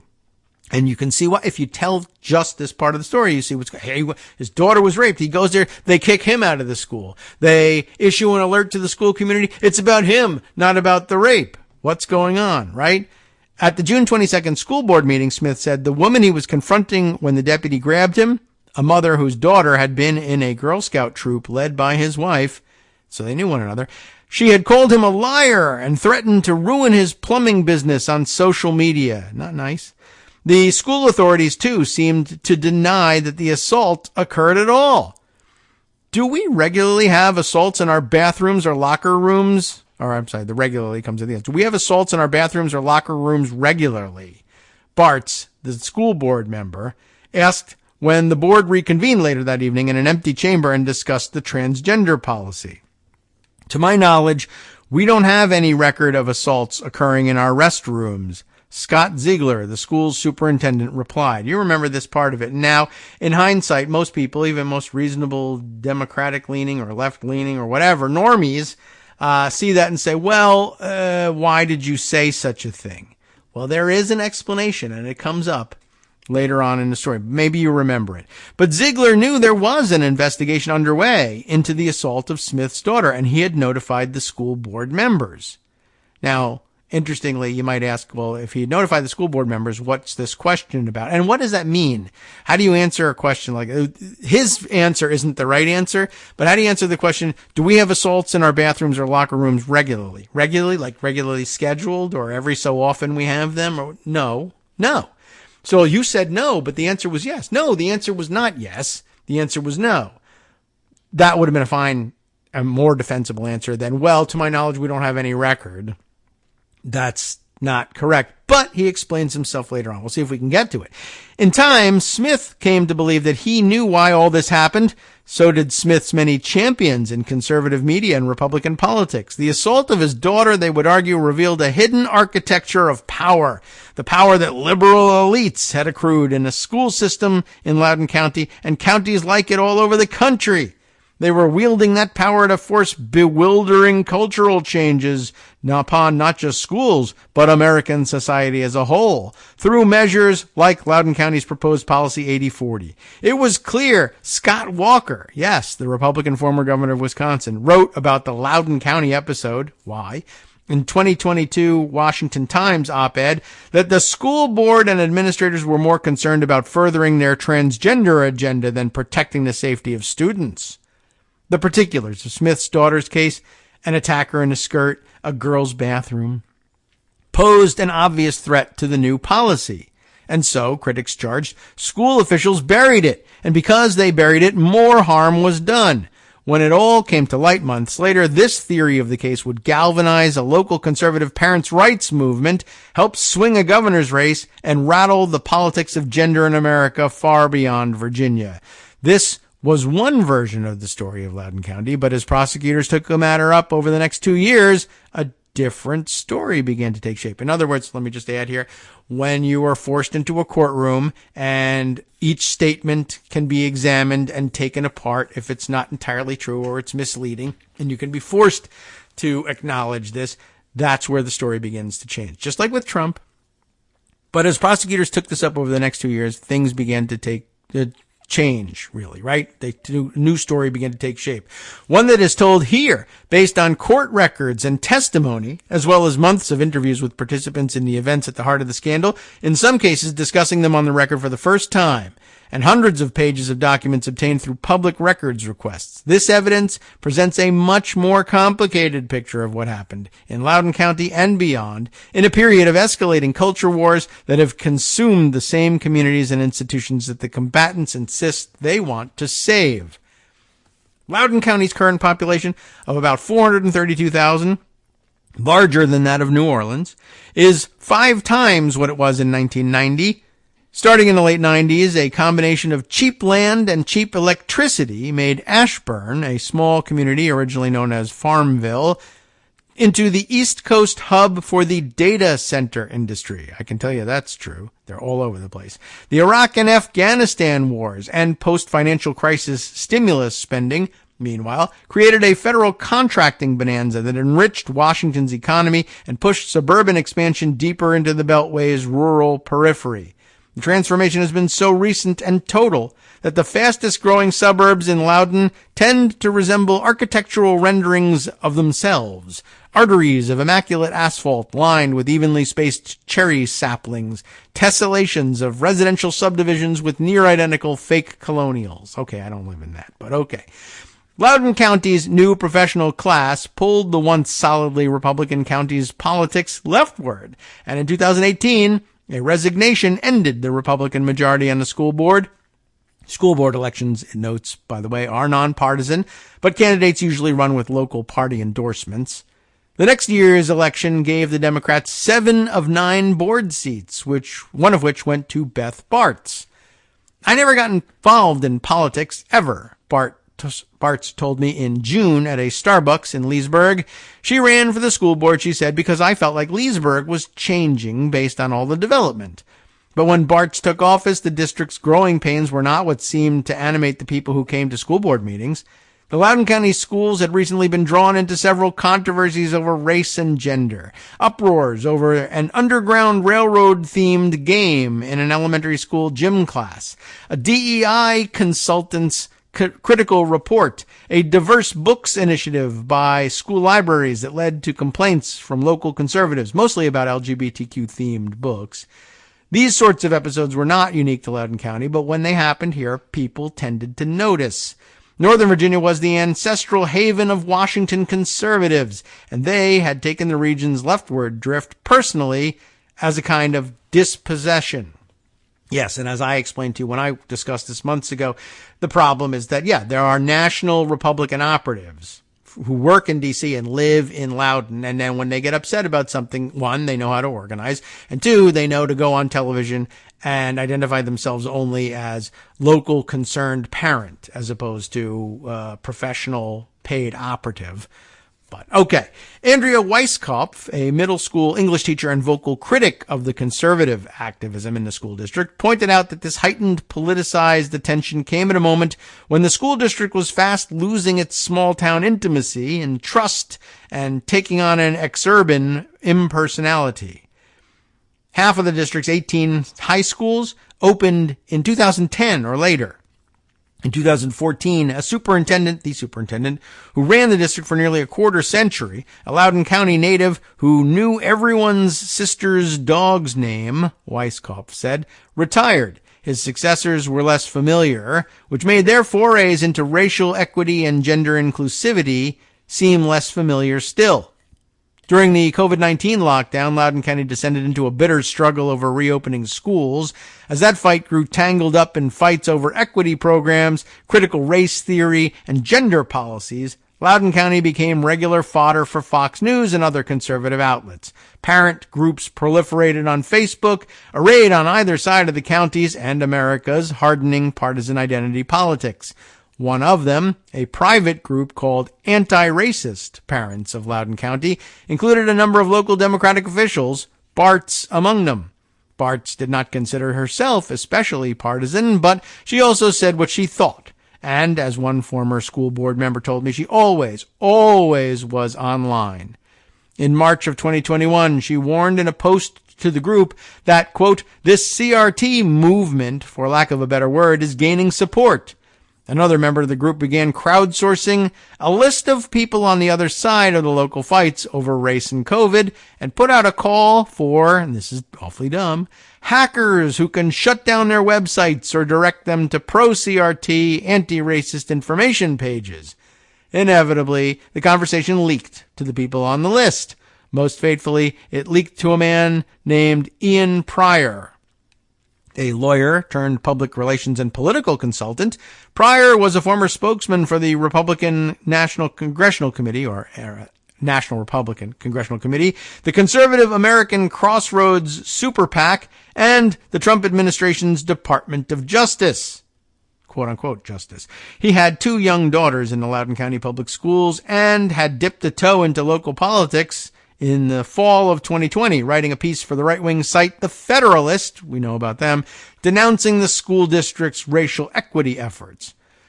Most parents aren't fully engaged in this, Pryor told me over coffee this spring at a Barnes & Noble cafe in Ashburn. Only a relative sliver fully shared the concerns of the activists. It's 10% here, 10% there, he said, gesturing to his right and left. The school fights were ultimately a battle between those 10%. The problem for liberals was, paradoxically, that they had largely won the battle of the 10%. Educational pedagogy and the administrative class had rapidly become suffused with ideas, particularly about race and gender, that were unfamiliar and often radical to many, if not most people, even many who thought of themselves as liberal and inclusive. And they were often encountering these ideas for the first time through the opaque bureaucracy of the school system. The outlet for their unease was the school board, the rare place where that system meets electoral accountability. And in the anti-racist Facebook group, Pryor saw opportunity. Because the private group included more than 2 school board members, he reasoned, they were potentially in violation of open meeting laws. He organized a new parents' rights group he called Fight for Schools and began a campaign to recall Democratic school board members, starting with Beth Bartz. Interesting. But yeah, basically because more than 2 school members ended up on the same conversation list. It's a tenuous theory, but I guess he figured whether it has merit or not, I'll get myself on TV and in court, and maybe we can order them to do something, or maybe not. But we can convince them that there's dirty dealing going on here. When really all that happened was somebody got a little too overzealous about this stuff and said, well, maybe we could hire somebody to hack them. What do you mean hire? We're not a group, Maybe somebody could do it. Well, maybe you're an idiot and you don't belong in this conversation. Is just as reasonable an upshot from that as anything else. But instead, they hang it, of course, around the necks of anybody who can be held accountable, i.e. elected officials. The recall effort would also serve as a kind of political narrative device for keeping attention on the district's policymakers. There's a disconnect between what they're doing and what parents want, Pryor told me of the school administrators. What do? We just brought attention to it in a major way. The spring of 2021 was a fraught, jittery moment in the county schools. Aside from the politics swirling around in the district, staff members were navigating a return to full-time in-person instruction, which had just begun for some students, and the social problems that followed a year of isolation. It was in this context that on May 12th, a teacher's assistant at Stonebridge High School wrote an email to her department chairwoman. There was a boy in her class, the teacher's assistant wrote, who, quote, seems to have a problem with listening and keeping his hands to himself. He had come into class more than once with his arm around a girl's neck. I have caught him sitting on other girls' laps several times, she wrote. I understand that the school year is quickly ending and that students and staff alike are counting down the days, but if this kind of reckless behavior persists, I wouldn't want to be held accountable if someone should get hurt. He was always kind of doing his own thing, the mother of the boy told me recently, picking at a muffin in a supermarket food court. That's always been the challenge with him. She had done what she could, she said, had tried to work with his teachers, but what could she do when he was at school? As parents, she said, we can't fix it if we don't know what's going on. As she saw it, the hall passes were the start of the trouble. There was an app on the school-issued laptops, yes, that allowed students to check out of class. When they did, teachers seemed not to watch closely how long they were gone, a fact that her son, 14 at the time, had quickly come to understand. So had a girl he met through mutual friends earlier that spring. She had recently transferred to Stonebridge from a school in Leesburg after an incident the previous fall, in which she said several teenage boys in the neighborhood had threatened her, according to Scott Smith, her father, the guy who got arrested, right? Smith said that he and his wife sought psychiatric care for her after the incident. In a meeting with school staff members, they explained that their daughter needed extra supervision, he said. They assured us they would keep an eye on her. Late on the morning of May 28th, the Friday before Memorial Day weekend, the girl messaged the boy from her school laptop, according to court records. And this does tend to change the picture of things. And we heard a little bit more about this when they actually had the courtroom proceedings over this case. But now they have the messages because it happened over the school laptops. Bro, I'm so bored, she wrote. They had slipped out of class before this incident to meet in the girls' bathrooms around the school. They had met in a stall to have sex at least once before. And this morning, the boy suggested something similar. We could call a pass, he wrote. Have some fun. Maybe, the girl wrote back, maybe. Where dough? Like where though? And that's the lingo. What about the bathrooms by the tech ed classroom? He proposed. The girl hesitated for a moment before replying, I'll meet you, but I'm not promises anything. Wait for me, she added. Now, this does tend to put things in slightly different light, but without getting too graphic, as unfortunately if you're into the details, they're here in the story. But, you have to be cautioned. One, they're coming up.